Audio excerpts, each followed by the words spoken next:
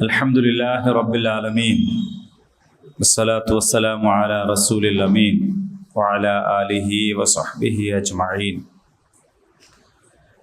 A'udhu billahi minash shaitanir rajim.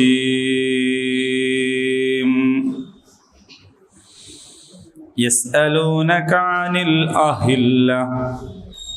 قل هي مواقيت للناس والحج وليس البر بأن تأتوا البيوت من ظهورها ولكن البر من اتقى وأتوا البيوت من أبوابها واتقوا الله لعلكم تفلحون.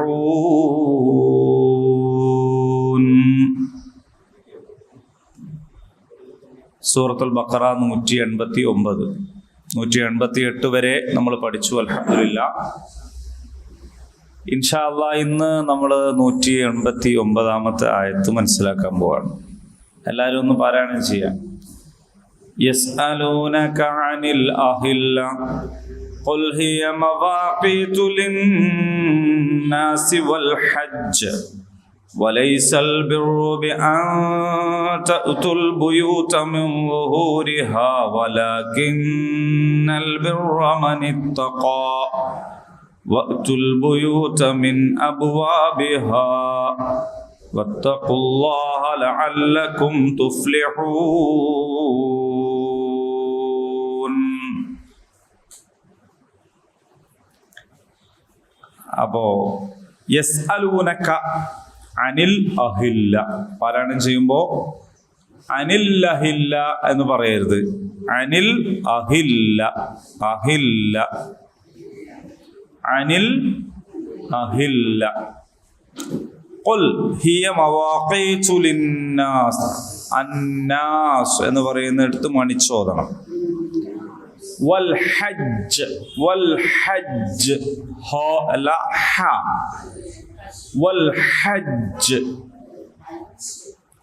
وليس البر بأن تأتوا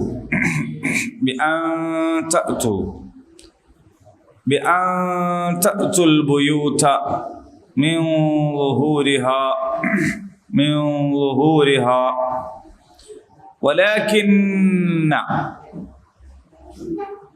ولكن البر من اتقى. ഖാഫാണ് കേട്ടോ.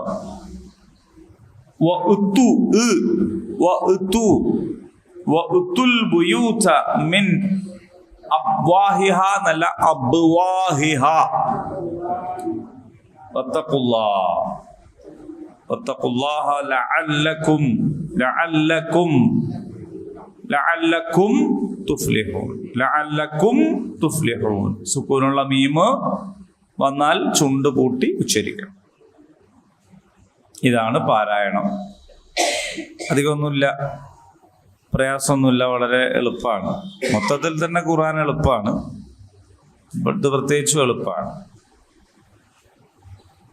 നിങ്ങളുടെ ധനം നിങ്ങൾ അന്യായമായി അന്യോന്യം അധീനപ്പെടുത്താൻ പാടില്ല എന്നും അറിഞ്ഞുകൊണ്ട് നിങ്ങൾ കുറ്റകരമായ മാർഗത്തിലൂടെ അന്യരുടെ സ്വത്തിൽ നിന്ന് ഒരു ഭാഗം തിന്നാൻ വേണ്ടിയിട്ട് നിങ്ങൾ വിധികർത്താക്കളുടെ അടുത്ത് കൊണ്ടുപോയി കൊടുക്കരുത് എന്നുമൊക്കെ പറഞ്ഞു കഴിഞ്ഞു. ഇപ്പൊ കേസിൽ എനിക്ക് വിധിയായതാണെന്ന് പറഞ്ഞിട്ട് കാര്യമില്ല. നമുക്ക് ഉള്ളതല്ല എന്നുള്ളതാണെങ്കിൽ പിന്നെ കേസിന് തന്നെ പോകരുത്. കേസിൽ വിധി കൽപ്പിക്കുന്ന ആളുകൾ പ്രകടമായ പ്രത്യക്ഷമായ തെളിവുകൾ വെച്ചുകൊണ്ടാണ് വിധിക്കുക. അങ്ങനെ കഴിയും. അപ്പൊ നമ്മളിങ്ങനെ തെളിവുണ്ടാക്കി കൊണ്ടു കൊടുത്താല് രസാണ്. നമ്മളെ വക്കീലിന്റെ അടുത്ത് പോയാൽ തന്നെ വക്കീല് പറയാം നമുക്ക് തെളിവ് ഉണ്ടാക്കാന്നാണ്. ഉള്ള തെളിവ് ഹാജരാക്കാന്നല്ല നമ്മൾ പറയാ, തെളിവ് ഉണ്ടാക്കാന്നാണ് പറയാ. നമ്മൾ പോയതോട് കൂടിയിട്ട് പിന്നെ നമ്മള് എന്താ പറയണ്ടെന്നുള്ളത് വക്കീലാണ് പറഞ്ഞുതരാ, ഇങ്ങനെ പറയണം എന്നൊക്കെ. അപ്പോ എന്നെ കൈകൊണ്ട് പിടിച്ചുന്തി എന്നതാണെങ്കിലും അവിടെ ചെന്നാൽ എന്താവും, ഇരുമ്പ് വടി എടുത്ത് നിന്നെ ഞാൻ കൊല്ലുമടാ എന്ന് പറഞ്ഞുകൊണ്ട് അടിച്ചു എന്ന് സംഗതി ഇരുമ്പും ഉണ്ടാവില്ല, വടി ഉണ്ടാവില്ല, കൊല്ലുമടാന്ന് പറഞ്ഞിട്ടും ഉണ്ടാവില്ല. പക്ഷെ മറ്റേന് ബലം ഉണ്ടാവില്ല, കേസ് നിൽക്കൂല. അതുകൊണ്ട് കൊല്ലുമട എന്ന് പറയുമ്പോൾ ആ വകുപ്പ് വേറെ ചേർക്കാൻ പറ്റും. ഇങ്ങനെയൊക്കെ. അപ്പൊ ഇങ്ങനെയൊക്കെയാണ് ഈ ഒരു സംഗതി, കേസിന്റെ കാര്യം അങ്ങനെയൊക്കെയാണ്. അപ്പൊ നിങ്ങൾ ആദ്യം തന്നെ നിങ്ങൾക്ക് അവകാശപ്പെട്ടതല്ലെന്നുണ്ടെങ്കിൽ പിന്നെ എന്ത് ചെയ്യരുത്?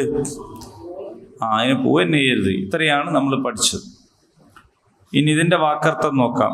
യസ് അലൂനക, സഅല ചോദിച്ചു, യസ് അലൂ ചോദിക്കുന്നു, യസ് അലൂൻ അവർ ചോദിക്കുന്നു, യസ് അലൂനക നിന്നോട് അവർ ചോദിക്കുന്നു, നിന്നോട് അവർ ചോദിക്കുന്നു.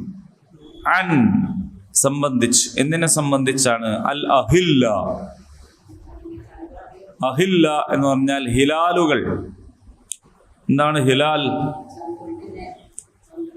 ഹിലാൽ എന്ന് പറഞ്ഞാലും ഖമറും ഹിലാലും തമ്മിൽ വ്യത്യാസം എന്താണ്? ഖമർ ചന്ദ്രൻ, ഹിലാലോ? ഹിലാൽ എന്ന് പറഞ്ഞാൽ എന്താണ്? ഹിലാൽ എന്ന് പറഞ്ഞാൽ ബാലചന്ദ്രൻ. കുട്ടിച്ചന്ദ്രൻ എന്ന് സാധാരണ പറയില്ല, ബാലചന്ദ്രൻ എന്നാണ് പറയുന്നത്. ചന്ദ്രന്റെ മോനല്ല, ബാലചന്ദ്രൻ എന്ന് പറഞ്ഞാൽ ചെറിയ ചന്ദ്രൻ. തുടക്ക ദിവസങ്ങളിൽ കാണുന്ന ചന്ദ്രനാണ്. അങ്ങനെയാണ്. നമ്മളിപ്പോ അത്രക്കല്ലേ ഉള്ളൂ. ഖമറെന്ന് വിളിച്ചാൽ മുസ്ലിമും, ചന്ദ്രൻ എന്ന് വിളിച്ചാല് ഹിലാൽ എന്ന് വിളിച്ചാൽ മുസ്ലിം. ഹിലാൽ കമ്മിറ്റി നമ്മളെ പ്രധാനപ്പെട്ട സാധനമാണത്. അത് ബാലചന്ദ്രൻ കമ്മിറ്റി എന്ന് പറയുന്നതോട് കൂടിയിട്ട് നമ്മളിപ്പോ അങ്ങനെയാണല്ലോ മനസ്സിലാക്കിയത്. അറബിയിലാണെങ്കിൽ വിശുദ്ധവും അനറബിയിലാണെങ്കിൽ അശുദ്ധവുമാണെന്ന് മനസ്സിലാക്കി പോയ ഒരു കൗമായിട്ട്, സമുദായമായിട്ട് നമ്മൾ പോയല്ലോ. അതിന്റെ പല പ്രശ്നങ്ങളും ഉണ്ടാവും. അപ്പൊ ഇവിടെ ഹിലാലിന്റെ ജമ്മാണ് അഹില്ല. അപ്പോ ബാലചന്ദ്രന്മാർ ഉണ്ടാവുമല്ലോ. ആദ്യത്തെ ദിവസത്തെ അത്രല്ല, പിന്നെ വലുതായി വലുതായി വലുതായി വന്ന് അങ്ങനെ വന്ന് എന്താവും? പൂർണ്ണചന്ദ്രനാവും. അതെപ്പോഴാണ് ആവുക?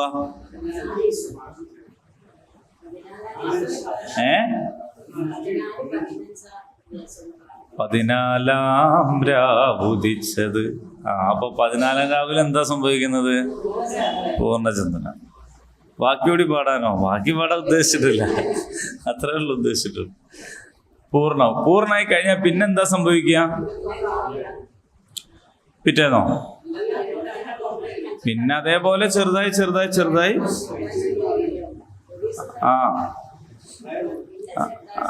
ചെറുതാവല്ലോ എന്നല്ലേ? കാഴ്ചയിൽ നിന്ന് മറിയുന്നല്ലോ എന്നാണ് മമ്മൽക്ക ചോദിക്കണം. എന്താ അറിയോ?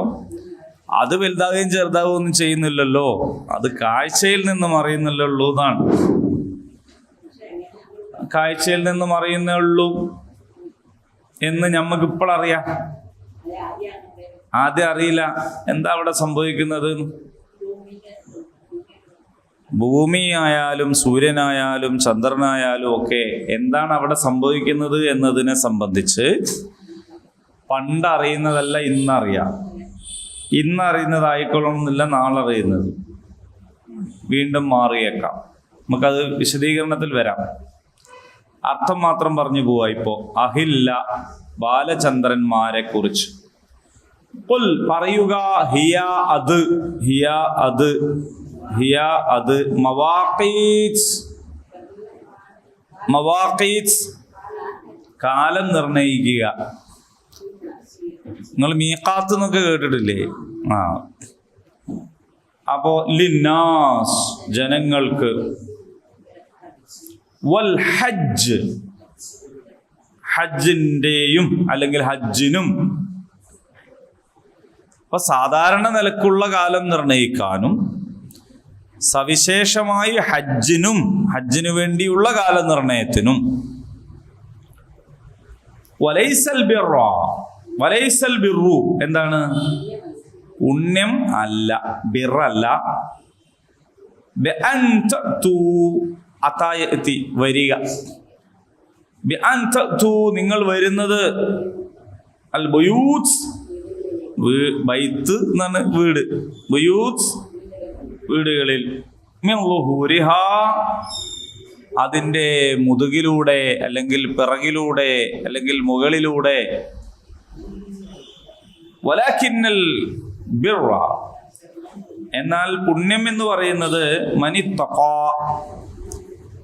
അള്ളാഹുവിനെ സൂക്ഷിക്കുന്നതാണ്, തഖ്വയാണ്. വഅ്തുൽ ബുയൂത, നിങ്ങൾ വീടുകളിൽ പ്രവേശിക്കുക. മിൻ അബ്വാബിഹാ, അതിന് നിശ്ചയിച്ചിട്ടുള്ള വാതിലുകളിലൂടെ, അതിൻ്റെ വാതിലുകളിലൂടെ. വത്തഖുല്ലാഹ്, നിങ്ങൾ അള്ളാഹുവിനെ സൂക്ഷിക്കുക. ലഅല്ലക്കും തുഫ്ലിഹൂൻ, നിങ്ങൾ വിജയം വരിച്ചേക്കാം, വിജയികളായേക്കാം. ഇതാണ് ആയത്തിൻ്റെ വാക്കർത്ഥം. അവർ നിന്നോട് ചന്ദ്രക്കലയെക്കുറിച്ച് ചോദിക്കുന്നു, പറയുക അത് ജനങ്ങൾക്ക് കാലം കണക്കാക്കാനുള്ളതാണ്, ഹജ്ജിനുള്ള സമയനിർണയവും. നിങ്ങൾ വീടുകളുടെ പിൻഭാഗത്തുകൂടെ പ്രവേശിക്കുന്നതിൽ പുണ്യമൊന്നുമില്ല. അള്ളാഹുവെ സൂക്ഷിച്ച് ജീവിക്കുന്നതിലാണ് യഥാർത്ഥത്തിൽ പുണ്യം. അതിനാൽ വീടുകളുടെ മുൻവാതിലുകളിലൂടെ പ്രവേശിക്കുക, അള്ളാഹുവെ സൂക്ഷിക്കുക, എങ്കിൽ നിങ്ങൾക്ക് വിജയം വരിക്കാം. ഇതാണ് അതിൻ്റെ വാക്കർത്ഥം. അപ്പൊ ഈ യസ്അലൂനക എന്ന് വേറെയും ഖുർആനിൽ നമുക്ക് കാണാൻ കഴിയും. യസ്അലൂനക അനിർ റൂഹ്, ആത്മാവിനെ കുറിച്ച്, റൂഹിനെ കുറിച്ച് അവർ നിന്നോട് ചോദിക്കുന്നു, അല്ലെ? യസ്അലൂനക അൻ ദുൽഖർനൈൻ, ദുൽഖർനൈനെ കുറിച്ച് നിന്നോട് അവർ ചോദിക്കുന്നു, അല്ലെ? അങ്ങനെയൊക്കെ ഉണ്ട്. ആരാണ് ചോദിക്കുന്നത് എന്നോ അവരെ കുറിച്ചുള്ള വിശദീകരണങ്ങളോ അവരുടെ ചോദ്യം എന്താണ് എന്നോ ഒന്നും പറയുന്നില്ല. എൻ്റെ ആവശ്യമുള്ളതേ പറയുള്ളൂ. ചില സ്ഥലങ്ങളിൽ നിന്നോടവർ ചോദിക്കുന്നു എന്ന് പോലും പറയൂല, ഉത്തരം മാത്രം പറയാ, ഖുൽ ഹുവല്ലാഹു അഹദ്, അല്ലെ? അവിടെ അവർ നിന്നോട് അള്ളാഹു ആരാണെന്ന് ചോദിക്കുന്നു എന്ന് പറഞ്ഞിട്ടില്ല. അപ്പോ ചോദ്യം പറയാതെ ഉത്തരങ്ങളിൽ നിന്നാണ് എന്ത് ചെയ്യുന്നത്, ചോദ്യം നമുക്ക് മനസ്സിലാവണം. ചിലപ്പോൾ പത്രക്കാരും അങ്ങനെ ഉണ്ട്, ഓല് ചോദിക്കണേ നമ്മൾ കേൾക്കൂല, മന്ത്രി പറയുന്ന മറുപടി നമുക്ക് കേട്ടാൽ തിരിയും എന്തായിരിക്കും വലിയ ചോദിച്ചത്. ഈ പത്രസമ്മേളനമൊക്കെ നടക്കുമ്പോൾ ചോദിക്കണവരടുത്ത് മൈക്കുണ്ടാവില്ല. ഇപ്പൊ കുറെ അത് പരിഹരിച്ചു വരുന്നുണ്ട്. കാരണം എന്താ വെച്ചാൽ ചോദിക്കണമല്ല പലപ്പോഴും മറുപടി അറിയണത്. അപ്പൊ മറുപടി മാത്രം കേട്ടാൽ തിരിയൂല എന്താ ചോദിച്ചത്. ഖുർആനിന്റെ ശൈലി എന്താണെന്ന് ചോദിച്ചാൽ, എന്താണോ പറയേണ്ടത് അതേ പറയൂ, വെറുതെ പറയില്ല, ഒരക്ഷരം പോലും പറയില്ല.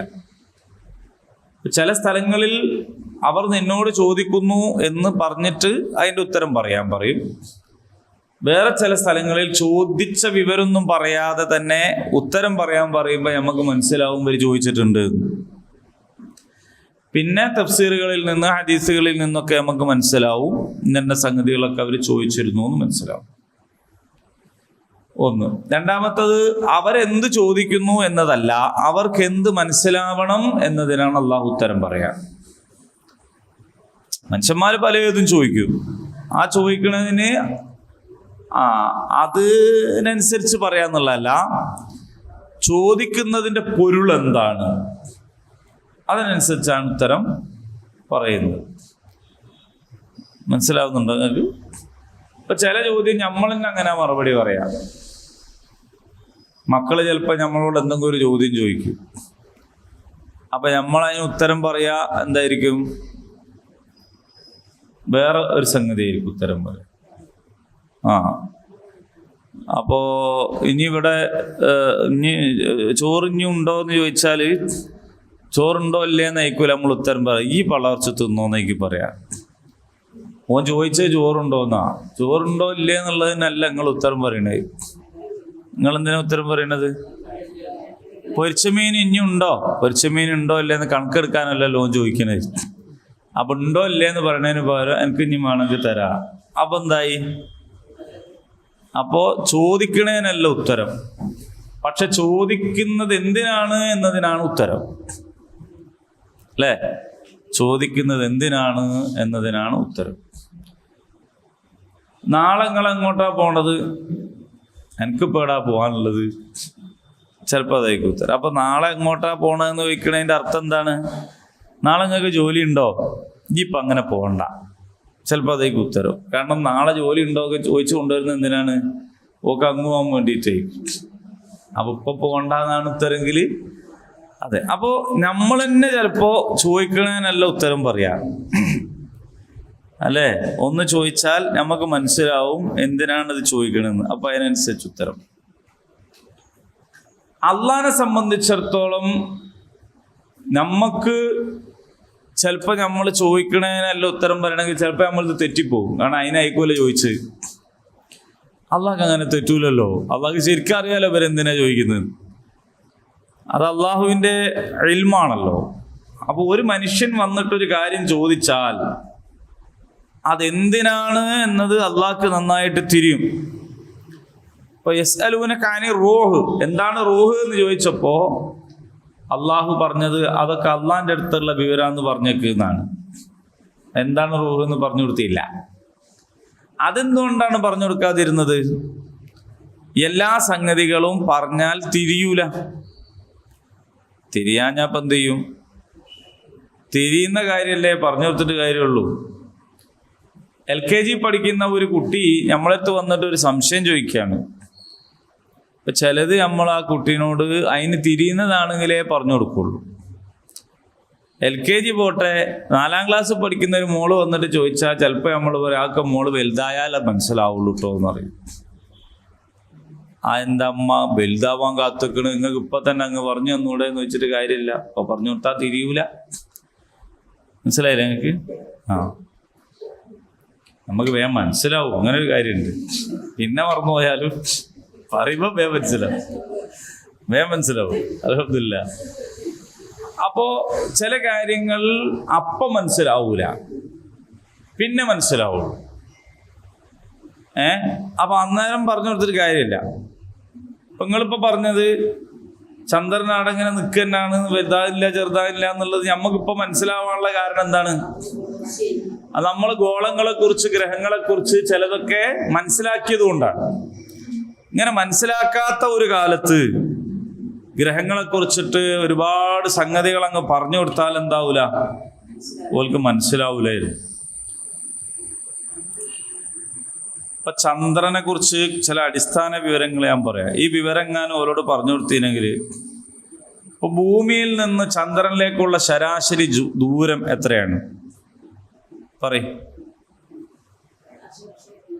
എത്ര എത്ര എത്ര ദൂരമുള്ളത്?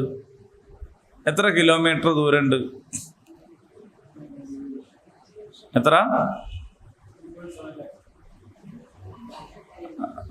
പറഞ്ഞോളേ. അതായത് നമുക്ക് ഏകദേശം ഒരു ധാരണ ഉണ്ടാവാൻ വേണ്ടിയിട്ടാണ്.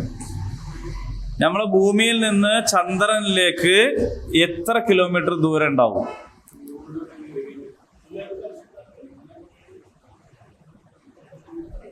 എത്ര ഉണ്ടാവും? ഒരു 10 കിലോമീറ്റർ ഒക്കെ ഉണ്ടാവോ?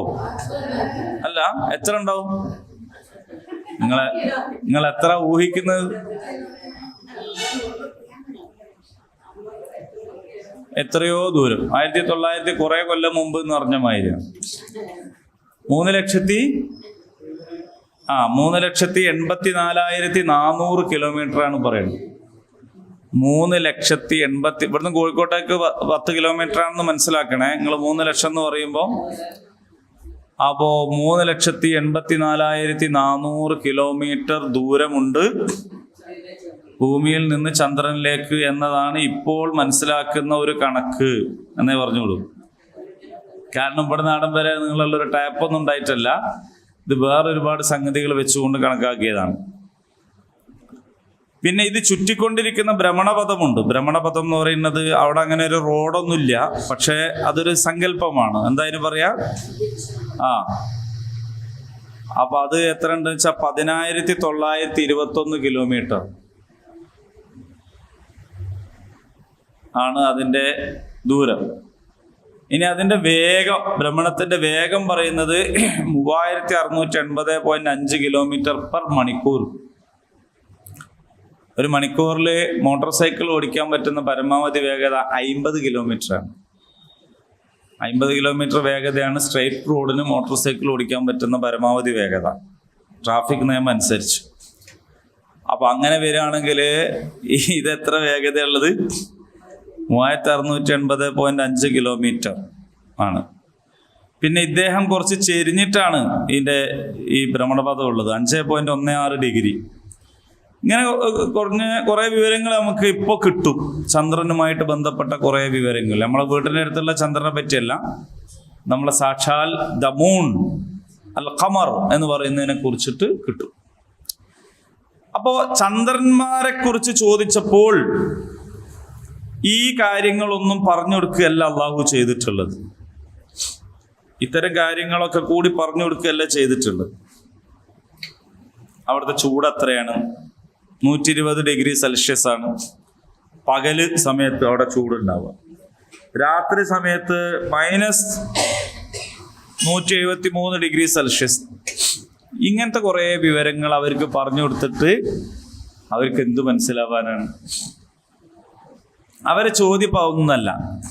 ചന്ദ്രനിൽ എങ്ങനെയാണ്, എത്ര ദൂരം, ഇതൊന്നുമല്ല അവർക്ക് ഈ ഖുർആൻ എന്തിനുള്ളതാണ് എന്നുള്ളതാണ് അതിൻ്റെ ഏറ്റവും വലിയ പ്രത്യേകത. ഖുർആൻ ശാസ്ത്ര ഗ്രന്ഥം അല്ല. ഇത് നമ്മൾ ആദ്യം മനസ്സിലാക്കണം. ഖുർആൻ ശാസ്ത്ര ഗ്രന്ഥമല്ല. ചില ശാസ്ത്ര സൂചനകൾ ഖുർആനിൽ നിന്ന് നമുക്ക് കിട്ടും. അത് പക്ഷേ ഇന്നത്തെ ശാസ്ത്ര നിഗമനങ്ങളുമായിട്ട് യോജിക്കുന്നു എന്ന് മാത്രമേ അതിന് പറയാൻ പറ്റുള്ളൂ. ഈ ശാസ്ത്രം എന്ന് പറയുന്നത് തന്നെ എന്താണ്? കണ്ടുപിടുത്തങ്ങളിലൂടെ ഉണ്ടാകുന്ന നിഗമനങ്ങളാണ്. ആ നിഗമനങ്ങൾ നാളെ മാറാം.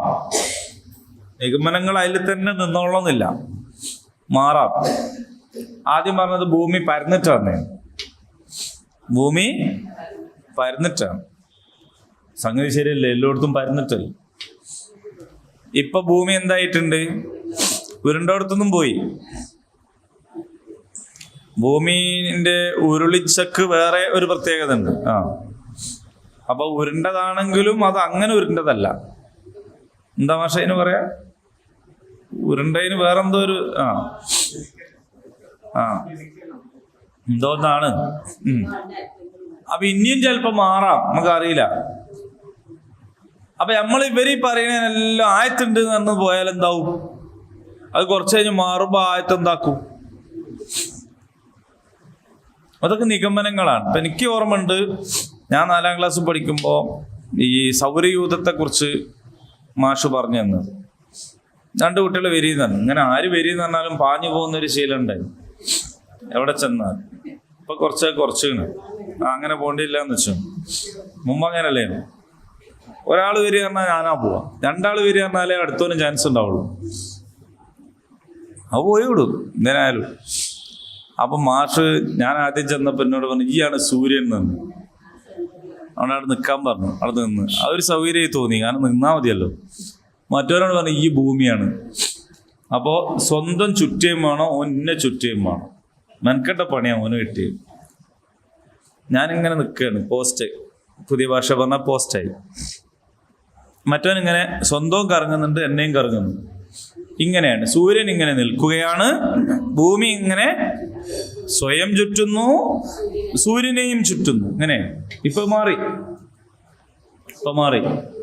ഇപ്പൊ സൂര്യൻ തന്നെയും കറങ്ങുന്നുണ്ട്. വെറുതെ എന്നാ മതിയോ ആദ്യം. ഇപ്പൊ കറങ്ങുന്നുണ്ട്. പിന്നെ ഭൂമിയും കറങ്ങുന്നുണ്ട്. ഭൂമി സൂര്യനെയും കറങ്ങുന്നുണ്ട്. ഈ ഭൂമിനെയും ചുറ്റിക്കൊണ്ടിരിക്കുകയാണ് ചന്ദ്രൻ. ഭൂമിക്ക് ആകെ ഒരു ഉപഗ്രഹമുള്ളൂ. അതേസമയത്ത് ശനിക്കൊക്കെ കണ്ടമാനം ഉപഗ്രഹമുണ്ട്. 19 ഉപഗ്രഹങ്ങളുണ്ട്. ഉപഗ്രഹം തന്നെ ഇല്ലാത്ത ഗ്രഹങ്ങളും ഉണ്ട്. അങ്ങനെ പല കോലത്തിലാണിത്. എന്നിട്ട് ഇതെല്ലാം കൂടി പിന്നെ വേറെ ചുറ്റാണ്. ഇങ്ങനത്തെ സൗരയൂഥങ്ങൾ ഒരുപാടുണ്ട് എന്നാണ്. സുബ്ഹാനല്ലാഹ്. അപ്പൊ ഇതെല്ലാം കൂടിയുള്ള ഇതൊക്കെ ഉണ്ടാക്കിയ അള്ളാനാണ് നമ്മൾ വിളിക്കുന്നത്. പഠിച്ചോലെ, ഇതാ ഞാനിപ്പോ ഇവിടുന്ന് വീട്ടിൽ നിന്ന് ഇറങ്ങാൻ പോവാണ്, എന്നെ രക്ഷിക്കണേ എന്ന് നമ്മൾ പറയുന്നത് നമ്മളെ മാത്രം രക്ഷിക്കുന്ന, നമ്മളെ മാത്രം നോക്കുന്ന കക്കോടി പഞ്ചായത്തിലേക്ക് മാത്രമുള്ള ഒരു റബ്ബിനല്ല. ഈ അണ്ടകടാഹങ്ങളുടെ ഓരോ അനുനിമിഷ പരിപാലനം നടത്തിക്കൊണ്ടിരിക്കുന്ന റബ്ബുൽ ആലമീനോടാണ് നമ്മുടെ ബന്ധം. അത് നമുക്ക് ഉണ്ടാക്കുന്ന കരുത്ത് ചെറുതൊന്നുമല്ല. അങ്ങനെ നമ്മൾ ചിന്തിച്ചാൽ. ശാസ്ത്രം ഇങ്ങനെ മാറിക്കൊണ്ടിരിക്കും, അതിങ്ങനെ വികസിച്ചുകൊണ്ടിരിക്കും, അത് പുരോഗതി പ്രാപിച്ചുകൊണ്ടിരിക്കും. ഖുർആൻ ഇപ്പം എന്തിനാ അതിനെപ്പറ്റി പറയണത്? കുല്ലും ഫീ ഫലകിൻ യസ്ബഹൂൻ. എന്തിനാ അങ്ങനെ പറഞ്ഞത്? അതിങ്ങനെ ഭ്രമണപഥത്തിലൂടെ നീന്തി തുടിക്കുന്നു എന്ന് നമ്മളോട് മനസ്സിലാക്കി തരാൻ, ശാസ്ത്രം പഠിപ്പിച്ചു തരാനല്ല. എന്തിനാണ്? ഇതൊക്കെ അവിടെ വ്യവസ്ഥാപിതമായി നടക്കുന്നുണ്ട്. ഇതൊക്കെ കൺട്രോൾ ചെയ്യുന്ന ഞാനാണ് നിങ്ങളോട് എങ്ങനെ ജീവിക്കണം എന്ന് പറഞ്ഞു തരുന്നത്. അഫഗൈറ ദീനില്ലാഹി യബ്ഗൂൻ. എന്നിട്ട് നിങ്ങൾ ഞാൻ ഈ പറഞ്ഞു തരുന്നത് വിട്ടിട്ട് വേറെ പലതിൻ്റെയും പിന്നാലെ ഓടുകയാണോ എന്നതാണ് ചോദ്യം. അതിനാണ് അത് പറയുന്നത്. അതിനാ പറയുന്നത് എന്ന് പറഞ്ഞാൽ ഹിദായത്താണ് പ്രശ്നം. അള്ളാഹു അയച്ചു തന്ന നിയമങ്ങളെ നിങ്ങൾ എന്ത് ചെയ്യാണ്? പിന്നോട്ട് വെച്ചിട്ട് നിങ്ങളെ ബുദ്ധി അനുസരിച്ചിട്ട്, നിങ്ങൾക്ക് നിങ്ങളെ ബുദ്ധിന്റെ പരിമിതി എന്താണെന്ന് നിങ്ങൾക്ക് മനസ്സിലായിട്ടില്ല. ആരാണ് മനുഷ്യൻ എന്ന് ചോദിച്ചാൽ, ഈ വലിയ ഗാലക്സിയിലെ ഒരു സൗരയൂഥത്തിലെ ഒരു ഗ്രഹത്തിലെ, അല്ലേ, അങ്ങനെ ഇങ്ങനെ എടുത്തു നിങ്ങള് ആ ഭൂമിയിലെ വലിയ മനുഷ്യവാസമുള്ള ലോകത്തിന്റെ എത്രയോ കോടാനുകോടി മനുഷ്യന്മാരുടെ ഇടയിൽ, അല്ലേ, ഒരു ഇന്ത്യ രാജ്യത്ത് ഇങ്ങനെ ചെത്തിയമായിട്ടുള്ളൊരു സ്ഥലമാണ് കേരളം. അവിടെ ഒരു കോഴിക്കോട് പഞ്ചായത്തില്, മനസ്സിലായല്ലേ, അണ്ടകടാഹം എന്നതിനാണ് പറഞ്ഞത്. അതില് മടത്തില് എന്ന് പറഞ്ഞാൽ അതിൻ്റെ അകത്തുള്ള ഒരു ചെറിയൊരു മടയാണ്, അല്ലാണ്ട് ദുനിയാവ് മൊത്തം നല്ലപ്പത്. എന്നിട്ട് അതിൻ്റെ ഉള്ളിൽ ഒരു പൊരയിലുള്ള ഒരു കുഞ്ഞുമോനാണ് ഇനി ആകെ 10 80 പറയാൻ പറ്റുമോ അറിയില്ല, ഇനി പോട്ടെ 100 ആണെങ്കിലും അത്രേ ഉള്ളൂ എന്നൊന്നും മനസ്സിലാക്കാതെ ആണ് നീ എന്ത് ചെയ്യുന്നത്? നീ സ്വയം തീരുമാനിക്കുകയാണ് ഇന്നത് ശരി ഇന്നത് തെറ്റ്. നല്ലതൊക്കെ നമുക്ക് എടുക്കാന്ന്. നല്ലതൊക്കെ നമുക്ക് എടുക്കാറിഞ്ഞാല് കുറെ ചീത്ത ആളുകളാണോ വിചാരിക്കുന്നത്? അക്ബർ ദ ഗ്രേറ്റ്, എന്തുകൊണ്ടാണ് അക്ബർ ഗ്രേറ്റ് ആയത്? അക്ബർ ചക്രവർത്തി എന്തുകൊണ്ടാണ് മഹാനായത് എന്നറിയോ? അയാൾ എല്ലാ മതത്തിൽ നിന്നും നല്ലതിനെടുത്തു, എന്നിട്ടൊന്നും ഉണ്ടാക്കി. അപ്പൊ എല്ലാ മതത്തിൽ നിന്നും നല്ലത് എടുത്തു എന്ന് പറഞ്ഞാൽ ഈ മതം നൽകിയ റസൂലുള്ളാഹി സ്വല്ലല്ലാഹു അലൈഹി വസല്ലമക്ക് എന്തായിട്ടില്ല? ഈ നല്ലതും ചീത്തയും വേർതിരിക്കൽ തിരിഞ്ഞിട്ടില്ല. അത് ഇദ്ദേഹത്തിന് തിരിഞ്ഞിട്ട് എല്ലാ മതത്തിൽ നിന്നും മൂപ്പര് നല്ലത് എടുത്തു. അപ്പൊ ബാക്കിയുള്ളതൊക്കെ കെട്ടതാണ്. അപ്പൊ നിങ്ങൾ ആലോചിച്ച് നോക്ക്, ഒരു മനുഷ്യനെ മഹാനാക്കുന്നത് എത്രമാത്രം ബുദ്ധിശൂന്യതയാണ്. അയാൾ അതിനാണ് മഹാനാക്കുന്നത്, അല്ലേ? അപ്പൊ ശാസ്ത്രം പഠിപ്പിക്കാനല്ല ഖുർആൻ, ശാസ്ത്രീയമായ ചില സൂചനകൾ പറഞ്ഞുകൊണ്ട് മനുഷ്യബുദ്ധിയോട് ഖുർആൻ എന്താക്കാണ്? സംസാരിക്കുകയാണ്. അതുകൊണ്ട് നിങ്ങൾ എന്ത് ചെയ്യണമെന്ന് വെച്ചാൽ അള്ളാഹുവിനെ മനസ്സിലാക്കുകയും അള്ളാഹുവിലേക്ക് മടങ്ങുകയും ചെയ്യണമെന്ന് പഠിപ്പിക്കുകയാണ്. ശരിക്കും ഭൂമി ഉരുണ്ടതോ പരന്നതോ?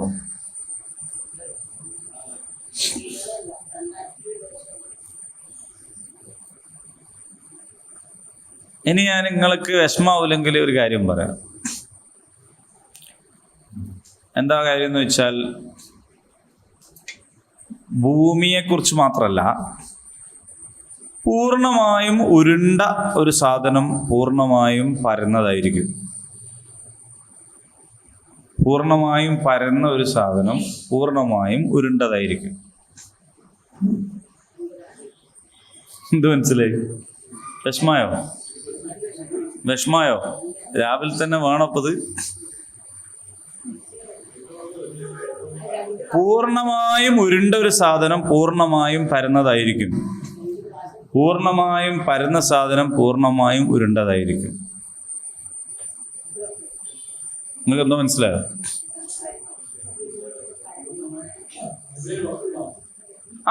അതായത് ഇപ്പൊ ഈ ഫോൺ പരന്നതാണ്, അല്ലേ?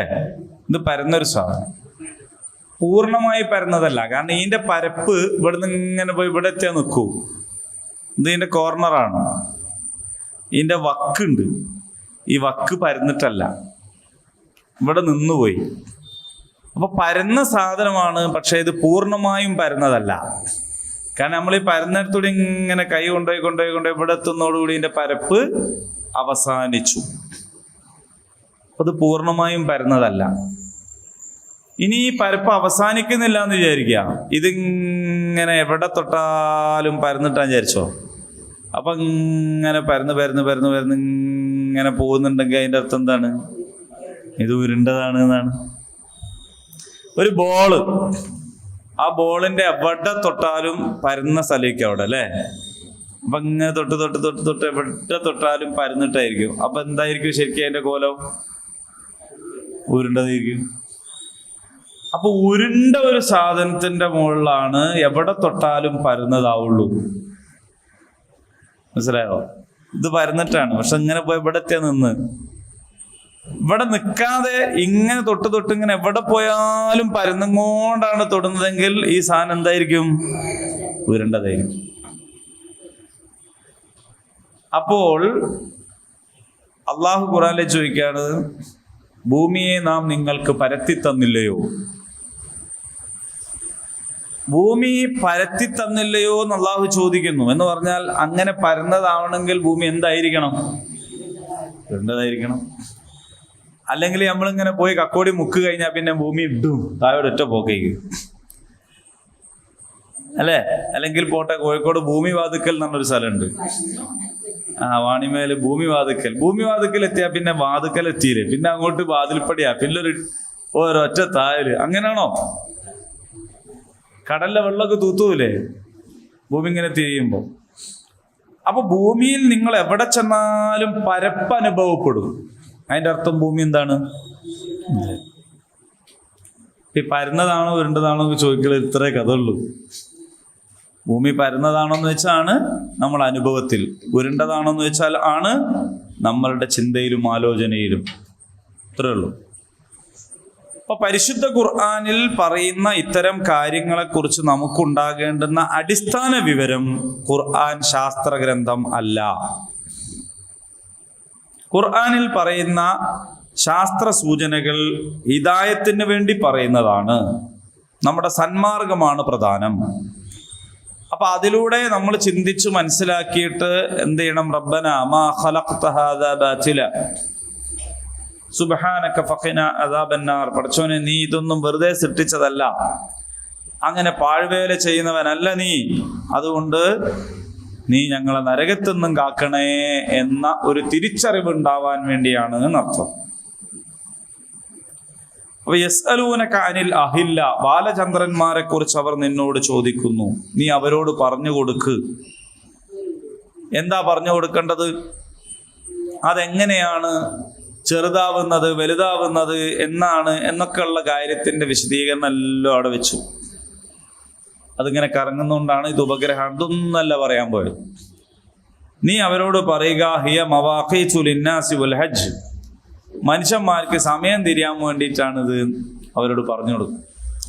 കാലം മനസ്സിലാക്കാൻ വേണ്ടിയിട്ടാണ് എന്ന് അവർക്ക് പറഞ്ഞു കൊടുക്കും. പ്രത്യേകിച്ചും ഹജ്ജിന് വേണ്ടിയിട്ടും, ഹജ്ജിനാണല്ലോ കാലം തിരിയേണ്ടത്. നിസ്കാരത്തിന് സമയമാണ് തിരിയേണ്ടത്, സൂര്യന്റെ ചലനം അനുസരിച്ച് സമയം തിരിയാണ് വേണ്ടത്. ഹജ്ജിന് കാലം തിരിയണം. അപ്പൊ കാലം മനസ്സിലാക്കാൻ വേണ്ടിയിട്ടാണ് എന്ത് ഈ ചന്ദ്രന്റെ വൃദ്ധിക്ഷയങ്ങൾ സംഭവിക്കുന്നത് എന്നാണ്. അപ്പൊ നമ്മള് ഈ കലണ്ടർ ഉണ്ടല്ലോ, ജനുവരി ഫെബ്രുവരി മാർച്ച് ഏപ്രിൽ മെയ് ജൂൺ എന്നൊക്കെ പറയുന്ന സാധനം, അത് പലപ്പോഴായിട്ട് മാറിയിട്ടുണ്ട്. കാരണം അതൊരു കണക്കാണ്. 365 കാൽ, ഒരു കാല് അവിടെ വന്നിട്ടുണ്ട്. ഈ കാല് വന്നാൽ 4 കൊല്ലം കഴിയുമ്പോൾ ഫുള്ളാവും. അങ്ങനെയാണ് ഫെബ്രുവരി 29. ഫെബ്രുവരി പണ്ട് അല്ലാണ്ട് തന്നെ 29 ആയിനോലും.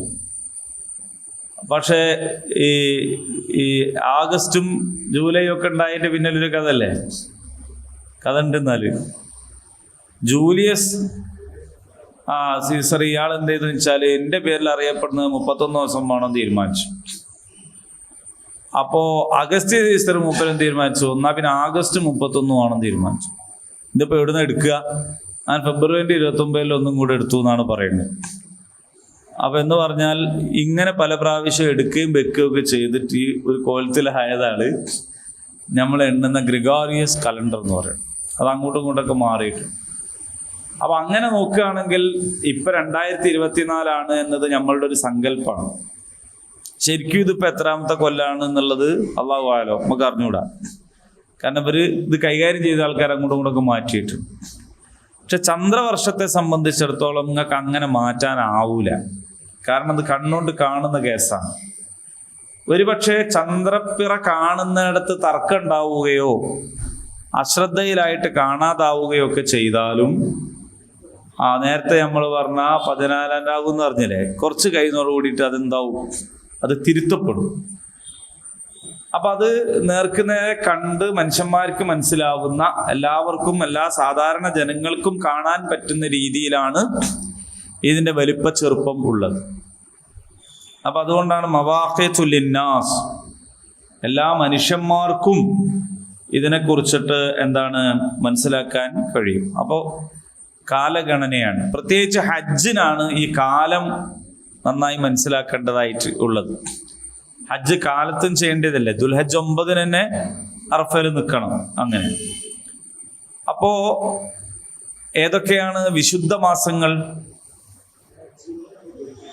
4 വിശുദ്ധ മാസങ്ങളുണ്ട്, പവിത്ര മാസങ്ങൾ. ഏതാണ് 4 പവിത്ര മാസങ്ങൾ? എല്ലാവരും പറയും. ഏതാണ് 4 പവിത്ര മാസങ്ങൾ?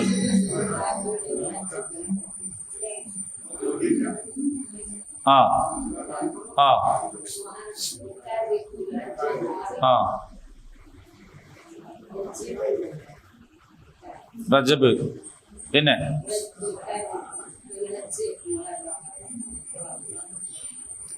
ചില ആൾക്കാർ ആദ്യമായിട്ട് കേൾക്കണായിരിക്കുന്നു. 4 പവിത്ര മാസങ്ങൾ ഉണ്ടെന്ന് കേട്ടിയില്ലേ? ഉണ്ട്. അത് ഏതൊക്കെയാണെന്നാണ്? മുഹറം, റജബ്, ദുൽഖഅദ്, ദുൽഹജ്ജ്. അപ്പൊ റമദാൻ അവിടെ പോയി? അതാണ് ചോദിച്ചത്, റമദാൻ അവിടെ പോയി. അപ്പൊ റബീഉൽ അവ്വൽ അവിടെ പോയി? നിങ്ങൾ എവിടെങ്കിലും കണ്ടോ പുണ്യ റജബിന് സ്വാഗതം, പുണ്യ റബീന് സ്വാഗതം എന്നുള്ള ബോർഡ് നമ്മളെ നാട്ടിൽ മുഴുവനില്ലേ? അപ്പൊ റബീഉൽ അവ്വൽ അല്ലേ പവിത്ര മാസം?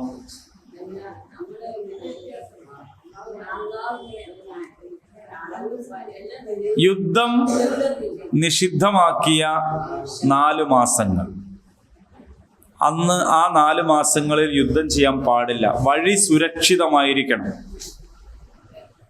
കാരണം ഉംറയുടെയും ഹജ്ജിന്റെയും യാത്രകൾ നിർഭയമായി പോയി വരാൻ വേണ്ടിയിട്ടാണ്. റമദാൻ എന്ന് പറയുന്നത് ഷഹ്റു റമദാൻ അല്ലദീ ഉൻസില ഫീഹിൽ ഖുർആൻ, ഖുർആൻ ഇറങ്ങിയത് കൊണ്ട് വിശേഷമാക്കപ്പെട്ട ഒരു മാസമാണ്. അത് വേറെ തന്നെയുള്ളൊരു സംഗതിയാണ്. പക്ഷെ റമദാനിലാണ് ബദർ യുദ്ധം ഉണ്ടായത്, ശവ്വാലിലാണ് ഉഹദ് യുദ്ധം ഉണ്ടായത്. അതൊക്കെ അങ്ങനെ നടക്കും. പക്ഷേ റജബ് മാസം, ദുൽഖഅദ് മാസം, ദുൽഹജ്ജ് മാസം, മുഹറം മാസം. ദുൽഖഅദിന് ഹജ്ജിന് പോയാൽ ദുൽഹജ്ജിൽ ഹജ്ജ് ചെയ്ത് മുഹറത്തിൽ തിരിച്ചു വരാം. അതാണ്. റജബിലാണ് പൊതുവെ ഉംറ എല്ലാ കാലത്തും എപ്പോഴും ചെയ്യാം. പക്ഷെ റജബിലാണ് സാധാരണ, അന്ന് അങ്ങനെയായിരുന്നു. ഇതിൽ റബീഉൽ അവ്വൽ പെട്ടിട്ടില്ല.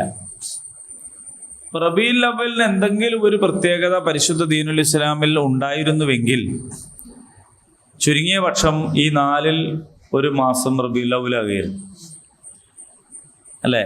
അതല്ലെങ്കിൽ റമദാനിനെ പോലെ പ്രത്യേകമായി അതിനെക്കുറിച്ച് വേറെ തന്നെ എടുത്തു പറയായിരുന്നു. അത് രണ്ടും സംഭവിച്ചിട്ടില്ല. അപ്പൊ ദീനിയായിട്ട് പ്രതിഫലപരമായിട്ട് പരിശുദ്ധ ദീനുൽ ഇസ്ലാമിന്റെ ശറഅ അനുസരിച്ച് എന്തെങ്കിലും ഒരു പ്രത്യേകത ഉള്ള മാസമല്ല റബീഉൽ അവ്വൽ. അതേസമയം ചരിത്രപരമായിട്ട് നോക്കുകയാണെങ്കിൽ ഏറെ പ്രത്യേകത ഉള്ള മാസമാണ് റബീഉൽ അവ്വൽ. അത് ചരിത്രപരമാണ്. അത് എന്തല്ല, ഇബാദത്ത് പരമല്ല, പുണ്യപരമല്ല. ചരിത്രപരമായത് വേറെയാണ്, പുണ്യപരമായത് വേറെയാണ്. ചിലപ്പോൾ ചില ചരിത്ര സംഭവങ്ങൾ പുണ്യകരമായിരിക്കും എന്നേ ഉള്ളൂ. ഇപ്പൊ ഹിറാ ഗുഹയിൽ ഇരിക്കുക എന്ന് പറയുന്നത് പുണ്യമായ ഒരു കാര്യം അല്ല. എന്നാൽ ഹിറാ ഗുഹ ചരിത്രപരമായിട്ട് വളരെ പ്രസക്തിയുള്ള ഒരു സംഗതിയാണ്. കാരണം നബി സ്വല്ലല്ലാഹു അലൈഹി വസല്ലമക്ക് ആദ്യമായിട്ട് വഹി കിട്ടി. പക്ഷേ റൗദയിൽ ഇരിക്കുന്നതിനാണ് പുണ്യമുള്ളത്, ഹിറാ ഗുഹയിൽ ഇരിക്കുന്നതിന് പുണ്യമല്ല. ചരിത്രപരമായിട്ട് സൗർ ഗുഹ എന്ന് പറയുന്നത് വളരെ പ്രത്യേകത ഉള്ളതാണ്. പക്ഷെ സൗറിൽ ഇരിക്കൽ പുണ്യമല്ല, അല്ലേ? പള്ളിയിൽ ഇരിക്കൽ, ഇത്തിക്കാഫ് ഇരിക്കൽ പുണ്യമാണ്. പുണ്യം വേറെ, ചരിത്രം വേറെ. റബീഉൽ അവ്വൽ ചരിത്രപരമായി ഏറെ വിശേഷപ്പെട്ടതാണ്. അന്ത്യദൂതരായ റസൂൽ സല്ലല്ലാഹു അലൈഹി വസല്ലം ജനിച്ച ആ ഒരു പ്രത്യേകത തന്നെ അതിന് മതി ചരിത്രപരമായിട്ട്. പക്ഷെ അതിൽ പ്രത്യേകിച്ച് ഒരു പുണ്യം ഇല്ല.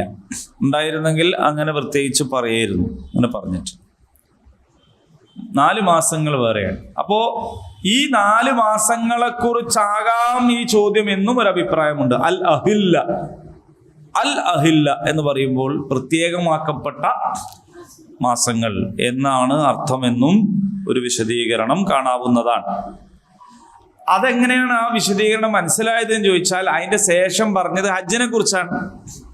അതുകൊണ്ടാണ് ഹജ്ജിനെ കുറിച്ച് ലിന്നാസി വൽ ഹജ്ജ് എന്ന് പറയാ മാത്രമല്ല, അതിന് ശേഷം പറഞ്ഞ കാര്യവും ഹജ്ജുമായിട്ട് ബന്ധപ്പെട്ടതാണ്. വലൈസൽ ബിർറു ബിഅൻ തഅ്തുൽ ബുയൂത മിൻ ളുഹൂരിഹാ.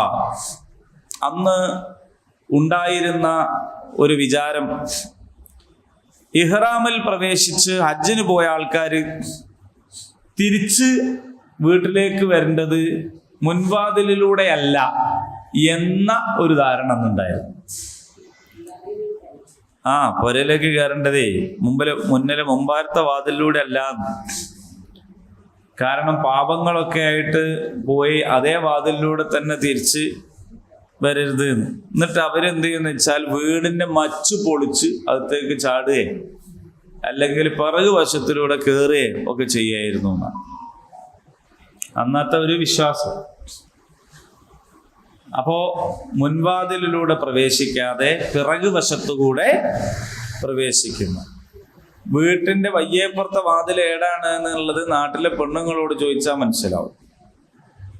കാരണം ഓല് മിക്കവാറും വയ്യേപ്പുറത്തെ വാതിലിലൂടെയാണ് അകത്തേക്ക് കയറല്, അല്ലേ?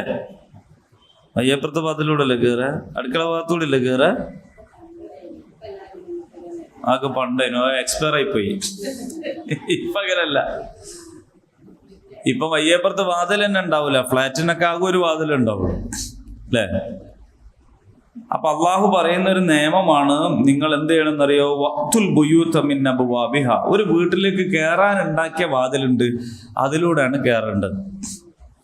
മുൻഭാഗത്തെ വാതിലിലൂടെ കയറണം. അകത്ത് മര്യാദക്ക് പോയി പിന്നെ അനുവാദം വാങ്ങി വീട്ടിൻ്റെ അകത്ത് പ്രവേശിക്കണം. ചില പെണ്ണുങ്ങൾക്കൊരു വിചാരമുണ്ട്, പെണ്ണുങ്ങൾക്ക് അനുവാദം ഒന്നും ചോദിക്കേണ്ടിയില്ല, അടുക്കള ഭാഗത്തൂടെ അങ്ങോട്ട് കയറിയാൽ മതി. നിങ്ങൾക്കല്ല, ചില പെണ്ണുങ്ങൾ. അപ്പൊ അവരെന്ത് ചെയ്യുന്ന വെച്ചാൽ, കാരണം അവര് മനസ്സിലാക്കുന്നത് പെണ്ണുങ്ങളല്ലേ എന്നതാണ്. ഇപ്പൊ വീട്ടിന്റെ അകത്തേക്ക് അങ്ങ് കയറാം, അങ്ങനെ കയറരുത്. കാരണം കയറുന്ന ആള് പെണ്ണാണെങ്കിലും അകത്തുള്ളത് പെണ്ണെന്നായിക്കൊള്ളവും ചെയ്യാലോ. അടുക്കളയിൽ പെണ്ണേ ഉണ്ടാവുള്ളൂ അല്ലല്ലോ, ആണും പെണ്ണും ഒക്കെ ഉണ്ടാവാം. ഒരു മനുഷ്യന്റെ സ്വകാര്യത സ്വാതന്ത്ര്യത്തോടെ ഉപയോഗിക്കുന്ന സ്ഥലമാണ് വീട്. വീട്ടിൻ്റെ അകത്ത് ഹിജാബ് ധരിച്ചിട്ട് ആണും പെണ്ണും ഒന്നും ഹിജാബ് ധരിച്ചിരിക്കണമെന്നില്ല. അപ്പൊ പെണ്ണുങ്ങളല്ലേ, നമ്മൾ പെണ്ണുങ്ങൾക്ക് എങ്ങനെയും കയറാന്ന് വിചാരിച്ച് അടുക്കള ഭാഗത്തൂടെ പോയി അങ്ങനെ കയറിയിട്ട് പിന്നെ പോകാൻ പാടില്ല. അതേപോലെ തന്നെ ഉള്ളൊരു സംഭവമാണ് അധിക പ്രദേശങ്ങളിലും ജനലിലുള്ള കൂടി അകത്തേക്ക് നോക്കാം. പെണ്ണുങ്ങൾക്ക് എന്തോ ഒരു പ്രത്യേക പെർമിഷൻ ഉള്ള പോലെ, നിങ്ങൾക്കല്ല. ചില ആൾക്കാർ പെണ്ണുങ്ങളായാലും വേണ്ടില്ല ആണുങ്ങളായാലും വേണ്ടില്ല ജനലിലുള്ള കൂടി അകത്തേക്ക് നോക്കരുത്, അനുവാദമില്ലാതെ അകത്ത് കയറരുത്. വീട്ടിലേക്ക് പ്രവേശിക്കേണ്ടത് മുൻവാതിലിലൂടെ അനുവാദം ചോദിച്ച് അന്തസ്സോടുകൂടി തന്നെയാണ്. അതല്ലാതെ എങ്ങനെ പാത്തും പതുങ്ങിയും പോകരുത്. നമ്മൾ ചിലപ്പോൾ എളുപ്പത്തിന് വേണ്ടിയിട്ട് നമ്മളെ ഇടയിൽ കൂടി ഇങ്ങനെ പോണതിന് പകരം ബലപരിണറ്റത്തൂടെ ഇങ്ങനെ അങ്ങ് പോകും. അനുവാദമില്ലാതെയും അറിയിപ്പില്ലാതെയും പോകാൻ പാടില്ല. കാരണം നമ്മൾ ഈ വയ്യേപ്പുറത്ത് എന്ന് പറയുന്ന സ്ഥലത്ത് കൂടി നമ്മൾ പോകാൻ പാടില്ല. ഞാൻ ഇതിലെ പോട്ടെ എന്ന് വെച്ചിട്ട് ആന്ന് പറഞ്ഞിട്ടാണ് പോകേണ്ടത്. പരമാവധി പോട്ടെ എന്ന് ചോദിക്കാനും പോകാനും നിൽക്കാണ്ടിരിക്കലാണ് നല്ലത്. എന്നാൽ കുടുങ്ങിയ കള്ളിക്ക് ചിലപ്പോൾ ഒന്ന് പോകേണ്ടി വരികയാണെങ്കിൽ അനുവാദം ചോദിച്ചിട്ടേ പോകാവൂ. വീടിൻ്റെ മുൻഭാഗത്തേക്ക് നിങ്ങൾക്ക് പോകാം, അനുവാദമുണ്ട്. വീടിൻ്റെ മുൻഭാഗത്തേക്ക് അനുവാദം ചോദിക്കാതെ വന്ന് അനുവാദം ചോദിക്കാം എന്ന് വീട്ടിലുള്ളവർക്കും ബോധം വേണം. എൻ്റെ വീട്ടിൻ്റെ മുറ്റത്തേക്ക് ഒരാൾക്ക് ചോദിക്കാണ്ട് വരാം, അവിടെ നിന്നാണ് അനുവാദം ചോദിക്കേണ്ടത് എന്ന് എനിക്ക് ബോധം ഉണ്ടാവണോ ഞാൻ വീട്ടിൽ നിൽക്കുമ്പോൾ. അതുകൊണ്ട് കോലായിൽ വന്നിട്ട് പുറത്തുള്ളവർ കാണാൻ പറ്റാത്ത കോലത്തിൽ ഇരിക്കരുത്. ഇനി അഥവാ ബെല്ലടിച്ചാൽ തന്നെ പുറത്തുള്ളവർ കാണാൻ പറ്റാത്ത കോലത്തിൽ പാഞ്ഞു വന്നിട്ട് പിന്നെ അല്ലോ എന്ന് പറഞ്ഞ് പാഞ്ഞകത്തേക്ക് കയറിപ്പോയരുത്. ഒക്കെ ശ്രദ്ധിക്കേണ്ട കേസാണ്. ഞാൻ ഈ കൂട്ടത്തിൽ പറഞ്ഞാണ്, ഈ നിയമം ഒന്നുമല്ല.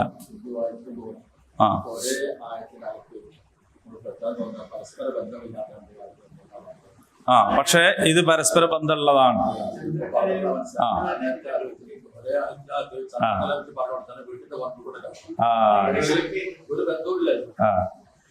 അപ്പൊ അത് രണ്ടും തമ്മിൽ ബന്ധമുണ്ട്. അപ്പൊ ആ ബന്ധമാണ് ഈ പറഞ്ഞത്. അപ്പോ ഒരു വലിയ അന്ധവിശ്വാസത്തെ, ഒരു കാലത്തുണ്ടായിരുന്ന ഒരു വലിയ അന്ധവിശ്വാസത്തെ, രണ്ടും അന്ധവിശ്വാസമാണ്. ഒന്ന്, നമ്മളിപ്പോൾ നമ്മളെ നാട്ടിൽ തന്നെയല്ലേ ഗ്രഹനിലകൾ നോക്കിയിട്ട് കാര്യങ്ങൾ കൈകാര്യം ചെയ്യാം അല്ലേ? ഏതാണ് എൻ്റെ നക്ഷത്രം എന്ന് വയ്ക്കും. അപ്പൊ ചില മുസ്ലിങ്ങൾ വന്നിട്ട് കലണ്ടറിലൊക്കെ നോക്കി നക്ഷത്രം കണ്ടുപിടിച്ച് വെച്ചിട്ടുണ്ടാവും, ആയില്യം മറ്റേത് എന്നൊക്കെ പറഞ്ഞിട്ട്. അങ്ങനെ അതും ഇതുമായിട്ട് നിങ്ങൾ ബന്ധപ്പെടുത്തണ്ട. അത് നക്ഷത്രമാണ്, ഇത് ചന്ദ്രനാണ്. അതിന് ഓരോന്നിനും അതിൻ്റെതായ ദൗത്യങ്ങളുണ്ട്. ആ ദൗത്യം നിർവഹിക്കട്ടെ. അതേ സമയത്ത് നിങ്ങൾക്ക് പുണ്യം എന്ന് പറയുന്നത് ഇങ്ങനെ വീട്ടിൻ്റെ ബേക്കിലൂടെ വരലോ ഒന്നുമല്ല. നിങ്ങൾ തഖ്വ കാണിക്കുക എന്നതാണ് നിങ്ങൾക്ക് പുണ്യമായിട്ടുള്ളത്. ഓരോരുത്തർക്കും എത്ര തഖ്വയുണ്ട് എന്നതാണ് നോക്കേണ്ടത്. അതല്ലാതെ ഈ പറഞ്ഞ രീതിയിലുള്ള ചില സംഗതികൾ കഴിച്ചുകൂട്ടലല്ല തഖ്വ എന്ന് പറയുന്നത്. ഇനി ഈ ചന്ദ്രപ്പിറയെ സംബന്ധിച്ച് നിലനിൽക്കുന്ന വലിയ ഒരു തർക്കവും വിവാദവും ഉണ്ട്. നമ്മൾ മുമ്പ് പറഞ്ഞിട്ടുള്ളതാണ്. അതെന്താണെന്ന് ചോദിച്ചാൽ, ഈ ചന്ദ്രപ്പിറയുടെ കാര്യങ്ങളൊക്കെ കണ്ട് തന്നെ മനസ്സിലാക്കേണ്ടതില്ല. ഇപ്പോൾ കണക്ക് കൂട്ടിയാൽ മനസ്സിലാവും. അപ്പൊ ഈ അടുത്ത കൊല്ലം ഷഅബാൻ 29 30 എന്ന് ഇപ്പൊ തന്നെ കണക്കൂട്ടാൻ പറ്റും. അതിൻ്റെ അടുത്ത കൊല്ലം എങ്ങനെയൊന്നും കണക്കൂട്ടാൻ പറ്റും. അപ്പൊ ഇങ്ങനെ വ്യത്യസ്ത കാലങ്ങൾ കണക്ക് കൂട്ടിയിട്ട് കണ്ടെത്താൻ പറ്റുന്ന ഒരു കാലത്ത് എന്തിനാണ് വെറുതെ നോക്കി നിൽക്കുന്നത് എന്നൊരു ചോദ്യം. അങ്ങനെയാണ് ഈ ഹിജറ ഹിലാൽ കമ്മിറ്റിയും അതുപോലെ അലി മണിക്ഫാനെ പോലുള്ള ശാസ്ത്രജ്ഞന്മാരൊക്കെ പറഞ്ഞത്, നമുക്ക് എന്ത് ചെയ്യാം, ലോകത്തെല്ലായിടത്തും ഒരേ ദിവസമാക്കാം എന്നൊക്കെ പറഞ്ഞിട്ടുണ്ട്. പക്ഷെ അതേ സമയത്ത് അതിന് അങ്ങനെ കുറെ ആളുകളും പിന്നെ അനുയായികളും ഒക്കെ നിലവിലുണ്ട്. അങ്ങനെ അവര് ഒരു എന്താ പറയുക, ഇന്റർനാഷണൽ ഡേറ്റ് ലൈനിന്റെ പടിഞ്ഞാറ് മുതൽ തുടങ്ങുന്ന ഒരു കണക്കനുസരിച്ചുകൊണ്ടാണ് അവരതൊക്കെ നിർണയിക്കുന്നത്. പക്ഷെ അതിന് തന്നെ ഉള്ളൊരു മറുവശം എന്താണെന്ന് ചോദിച്ചാൽ, പ്രധാനമായിട്ട് പറയുന്ന ഒരു പ്രവാചക വചനമാണ് അതിന് മറുവശത്ത് നിൽക്കുന്ന ആളുകൾ പറയുന്ന തെളിവ്. ഇബ്നു അബ്ബാസ് റളിയല്ലാഹു അൻഹു, ഖുറൈബ് റളിയല്ലാഹു അൻഹുവിൽ നിന്ന് ഉദ്ധരിക്കുന്നതാണത്. എന്താണത്? ഹാരിസ് റളിയല്ലാഹു അൻഹുവിന്റെ മകൾ ഉമ്മുൽ ഫضൽ, അദ്ദേഹത്തിന്റെ മകൻ ഫضലിനെ സിറിയയിലെ ആയിരുന്ന മുആവിയ റളിയല്ലാഹു അൻഹുവിന്റെ അടുക്കലേക്ക് അയച്ചു.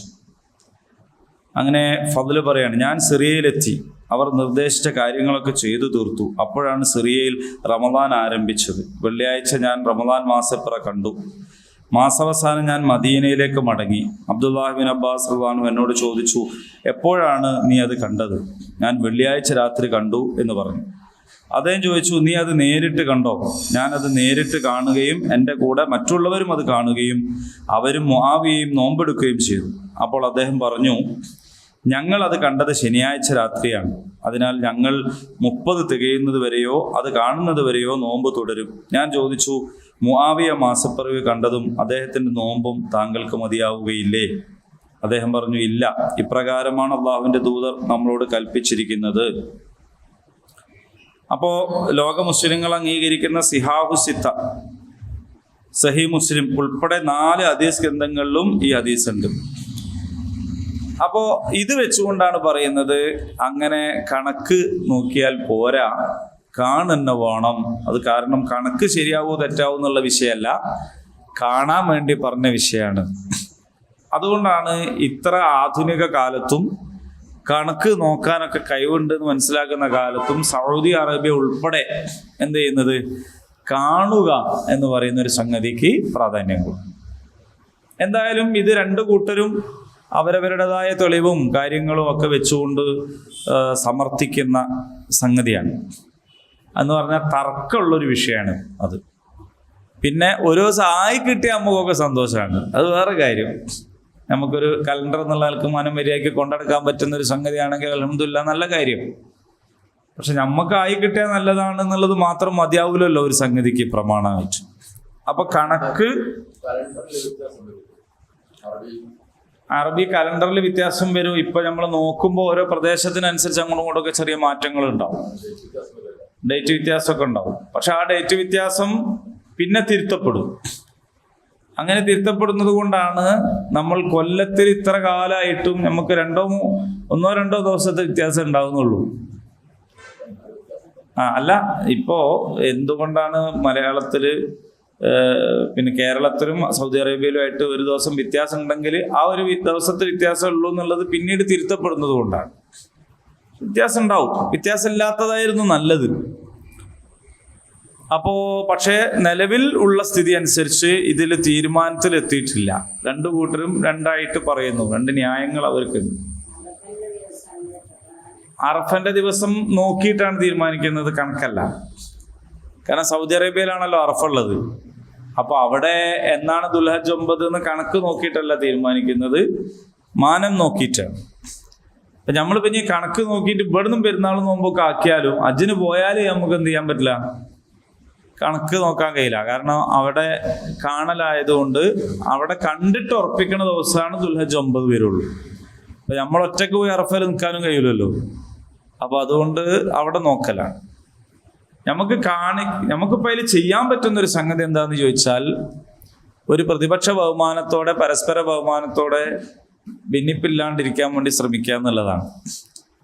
അപ്പൊ നമ്മളെ കൂടെയുള്ള ഇജറ ഹിലാൽ കമ്മിറ്റിക്കാരന് പിന്നെ എന്താ പറയാ, നോമ്പ് തീർന്ന് പെരുന്നാളായിട്ടുണ്ടാവും, നമുക്ക് നോമ്പും ആയിരിക്കും. അങ്ങനെയാണെങ്കിൽ ആ കമ്മിറ്റിക്കാരൻ നമ്മളെ മുമ്പിൽ ഒന്ന് ചാവിക്കാണ്ടിരിക്കുക എന്നതാണ്. കാരണം നോമ്പ് അയാൾ എടുക്കണ്ട, പക്ഷെ പെരുന്നാളും ആഘോഷിക്കരുത്. അങ്ങനെ ഒരു ബഹുമാനം അങ്ങോട്ടും ഇങ്ങോട്ടും ഉണ്ടാവുക. അതിപ്പോൾ ഈ മാസം കാണുന്നോടത്ത് തന്നെയും അങ്ങനെയാണല്ലോ. ഒരാൾ കണ്ടാൽ അത് കാലി അംഗീകരിച്ചില്ലെങ്കിൽ അയാൾക്ക് സ്വന്തം നോമ്പെടുക്കാൻ പാടില്ല. പക്ഷെ അയാൾ പെരുന്നാൾ അടുത്ത ദിവസത്തേക്ക് നീട്ടി വെക്കുകയാണ് വേണ്ടത്. അപ്പൊ ആ ഒരു സംഗതി ഇതിലും സ്വീകരിക്കുക എന്നുള്ളതാണ് പരസ്പരം പുലർത്താൻ പറ്റുന്ന ഒരു കാര്യം. പിന്നെ ഇത്തരം കാര്യങ്ങളിലൊക്കെ ഒരു അന്തിമ വാക്ക് പറയണമെങ്കിലും തീരുമാനം എടുക്കണമെങ്കിലും നമുക്കൊരു നേതൃത്വം ഇല്ലല്ലോ. വാപ്പല്ലാത്ത മക്കളെ മാതിരിയാണ് ഈ സമുദായം, മനസ്സിലായില്ലേ? നമുക്കൊരു നേതാവില്ല, ഒരു നേതൃത്വമല്ല. നമ്മളിങ്ങനെ കണ്ണിയറ്റ ചങ്ങല, എന്താ പറയാ, ഈ മുത്തുമണികൾ പോലെയാണ്. നമ്മളിങ്ങനെ ചെതറിത്തെറിച്ച് കിടക്കുക. നമുക്ക് പല ആൾക്കാർക്കും നേതാവ് ഉണ്ടെങ്കിലും അത് പലരുടെയും നേതാക്കന്മാരാണ്. അവനാന്റെ നേതാവ് എന്നല്ലാണ്ട് എല്ലാവർക്കും കൂടി ഉള്ളൊരു നേതാവില്ല, എല്ലാവർക്കും കൂടി ഒരു സംഘടിത സ്വഭാവമില്ല. അപ്പൊ അതുകൊണ്ട് ഈ ഒരു അഭിപ്രായ വ്യത്യാസങ്ങളൊക്കെ ഇങ്ങനെയൊക്കെ തന്നെ മുന്നോട്ട് പോകാനാണ് സാധ്യത. അതൊക്കെ മാറണമെങ്കിൽ അൽ ജമാഅത്ത് എന്ന് പറയുന്ന ഒരു സംഘടിത സ്വഭാവവും അതിനൊരു നേതൃത്വവും ലോക മുസ്ലിങ്ങൾ ഒറ്റക്കെട്ടായി നിൽക്കുന്ന സാഹചര്യമൊക്കെ വരാതിരിക്കില്ല. അങ്ങനെ വരുമെന്നത് റസൂലുള്ളാഹി സ്വല്ലല്ലാഹു അലൈഹി വസല്ലമയുടെ വാഗ്ദാനമായതുകൊണ്ട് നമുക്കതിൽ അവിശ്വസിക്കേണ്ട കാര്യമില്ല. പക്ഷെ ഇപ്പോൾ അങ്ങനെ ഇല്ല. ഭാവിയിൽ അങ്ങനെ വന്നാൽ നേരെയാവും നമ്മൾ പ്രതീക്ഷിക്കുക. അത്ര അതിൽ പറയാൻ പറ്റുള്ളൂ. അപ്പൊ എന്തായാലും പിന്നെ ഈ ഒരുപാട് കാര്യങ്ങൾ നമ്മളിപ്പോൾ ഇതിൽ നിന്ന് മനസ്സിലാക്കി. നോമ്പെടുക്കാം, നമ്മൾ നോമ്പെടുക്കണം. അപ്പം ഞാൻ മാസം കണ്ടു, കാലിയാരോട് പറഞ്ഞു, കാലിയാർ പ്രഖ്യാപിച്ചില്ലെങ്കിലും ഞാൻ നോമ്പെടുക്കണം. നോമ്പിൻ്റെ മാസമാണെങ്കിൽ സ്വയം മതി. ഞാൻ കണ്ടിട്ടുണ്ടെങ്കിൽ ഞാൻ കണ്ടാൽ പിന്നെ എനിക്ക് ഞാൻ തന്നെ മതി, നോമ്പെടുക്കണം.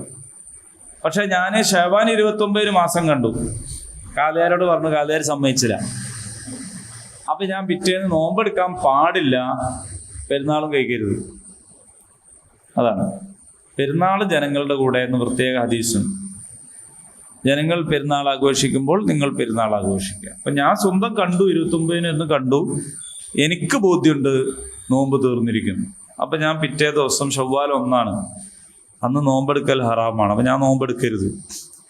പക്ഷെ ഞാൻ എന്ത് ചെയ്യരുത്, പെരുന്നാൾ നിസ്കരിക്കുകയോ അല്ലെങ്കിൽ മറ്റുള്ളവരുടെ മുമ്പിൽ ആഘോഷപൂർവ്വം അങ്ങനെയുള്ള ഭക്ഷണം കഴിക്കുകയും ചെയ്യരുത്. അത് സസ്പെൻഡ് ഡേ ആണ്. എന്നിട്ട് മഹല്ലിൽ എന്നാണോ പെരുന്നാൾ അതിൻ്റെ പിറ്റേന്നായിരിക്കും അന്ന് ഞാൻ പെരുന്നാൾ നിസ്കരിക്കുക, പെരുന്നാൾ ആഘോഷിക്കുക. ഇതാണ് ചെയ്യുന്നത്. അപ്പോൾ ഒരു ദിവസം നോമ്പും അല്ല പെരുന്നാളും അല്ലാത്തതായിട്ട് ഉണ്ടായിക്കോട്ടെ, അങ്ങനെയാണ് വേണ്ടത്.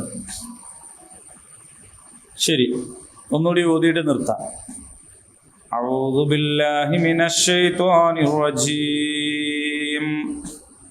യസ്അലൂനക അനിൽ അഹില്ല ഖുൽ ഹിയ മവാഖീതു ലിന്നാസി വൽ ഹജ്ജ് وليس البر بأن تأتوا البيوت من ظهورها ولكن البر من اتقى وأتوا البيوت من أبوابها واتقوا الله لعلكم تفلحون. അല്ലാഹു സുബ്ഹാനഹു വ തആല ഉപകാരപ്രദമായ വിജ്ഞാനം നമുക്ക് വർദ്ധിപ്പിച്ചു തരുമാറാകട്ടെ. اللهم ربنا تقبل منا إنك أنت السميع العليم وتب علينا إنك أنت التواب الرحيم. ربنا آتنا في الدنيا حسنة وفي الآخرة حسنة وقنا عذاب النار. آمين. الحمد لله رب العالمين.